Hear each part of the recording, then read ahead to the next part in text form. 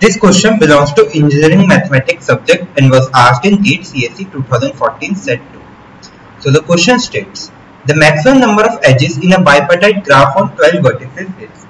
So what is a bipartite graph? So bipartite graph means we can have two partition of the vertices, that this be partition 1, this be partition 2 of the vertices of the graph.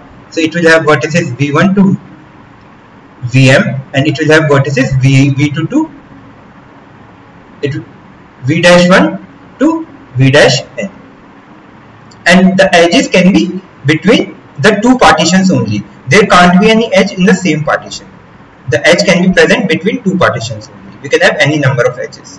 So as we need to find the maximum number of edges, so it will basically transform to complete bipartite graph. What is a complete bipartite graph? In complete bipartite graph, every edge, every vertex of the first partition will have an edge to the second partition.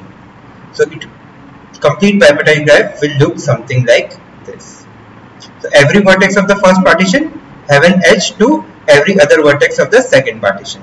So if they have cardinality m and n, then the number of edges in a complete bipartite graph is m into n. Okay, now we need to find the maximum number of edges, and it is dynamic, like how many vertices we can have. So m plus n is 12, as we have 12 vertices. For maximum number of edges, m should be equal to n. You can cross verify it by taking any example. Let us take 12 only. So either m will have, we can have m and n.